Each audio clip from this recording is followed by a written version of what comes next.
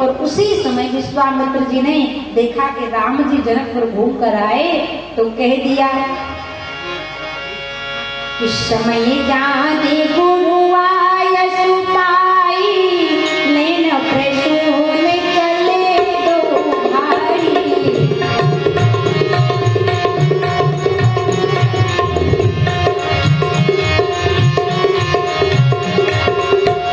राम जय राम जय जय राम, श्री राम जय राम जय जय राम।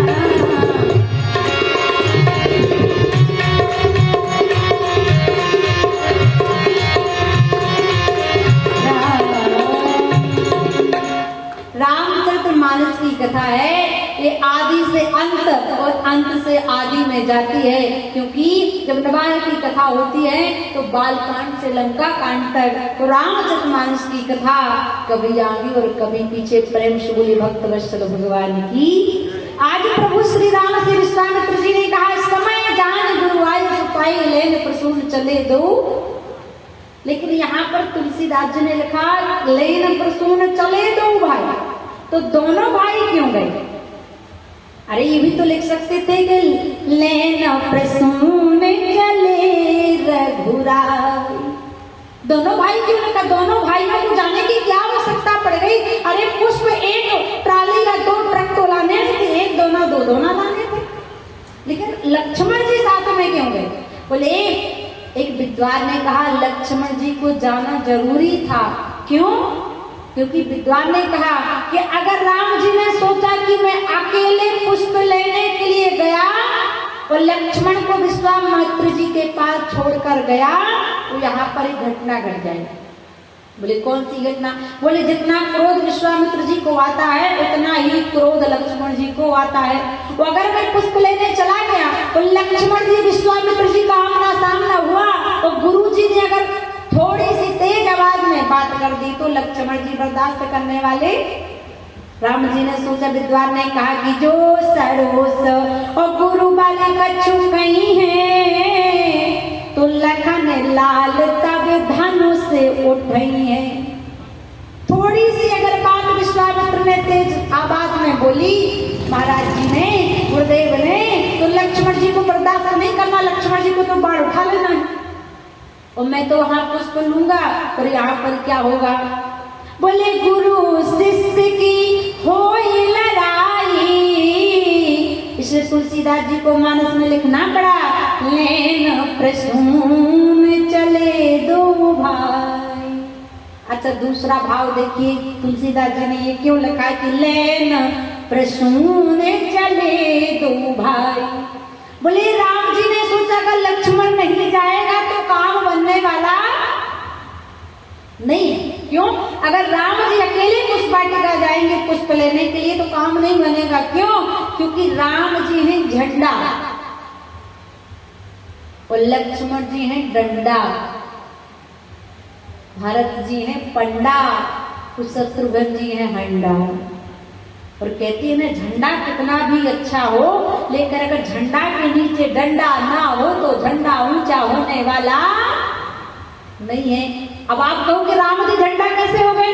बाबा ने लिखा है कि रघुपति की रति विमल पताका,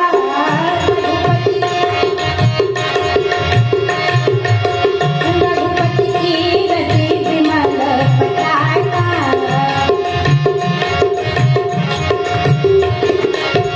रघुपति की रति विमल पताका,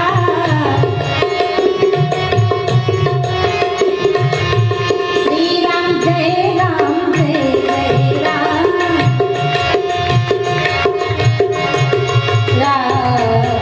रघुपति की रति विमल पताका। बोले पताका का मतलब झंडा, राम जी झंडा है और लक्ष्मण जी डंडा है, तो बोले इसलिए लिखना पड़ा कि डंडा बिनम झंडा न सुहाई।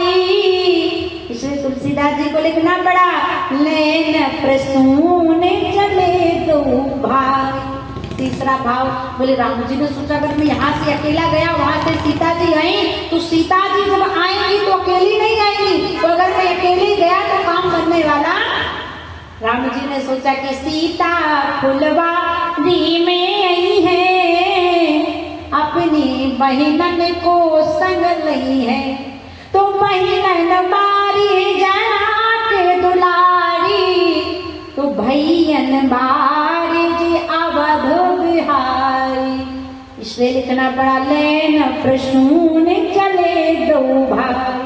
अच्छा चौथा भाव देखिए, यहाँ दो भाई क्यों लिखा? बोले राम जी ने सोचा जब से हम लोग अयोध्या को छोड़कर यहाँ पर आए तब से राम ने लक्ष्मण को कहीं नहीं छोड़ा, अगर आज छोड़ दूंगा तो फिर भाई भाई में दरार आ जाएगी कि जैसे ही भाभी मिलने वाली थी तो भैया ने भाई का हाथ छोड़ दिया। तो राम जी ने सोचा लक्ष्मण को ले जाना जरूरी है। क्यों? क्योंकि अवध त्याग हम जब आए, संग रहे दो बंधु सुहाए, तो तजय लखन कैसे रघुराई। इसलिए लिखना पड़ा बाबा तुलसीदास जी को लेन प्रसून चले दो भाई। और राम जी जब पुष्प वाटिका गए तो माली खड़ा था, राम जी ने कहा भैया अंदर जाने दो। माली ने कहा not allowed my garden in unknown person, मेरे इस बगीचे में अजनबियों का और खासकर पुरुषों का आना मना है। अब लक्ष्मण जी ने कहा क्यों भैया, तुमने कहा पुरुषों का आना मना है तो फिर तुम कौन हो? हुआ टेल मी नाउ, कौन है आप? वो लक्ष्मण जी से माली तो कहने लगा मैं तो पुरुष हूँ लेकिन मेरे अलावा कोई नहीं आ सकता। क्यों? क्योंकि कहते हैं ना इन हाथों की शोभा होती है दान करने से, स्त्री की शोभा होती है उसके मांग की सिंदूर से। पति बिन सोनी मांग, पुत्र बिन घर सुना, और दोनों है सुख के साधन, दोनों बिन दुख है दूना। इन हाथों की शोभा होती है, कहीं भागवत हो, रामचरितमानस सम्मेलन हो तो एक दिन हम भोजन कम करें लेकिन अपनी कमाई हुई धन से वहां पर दान जरूर करें। क्यों? क्योंकि कहते हैं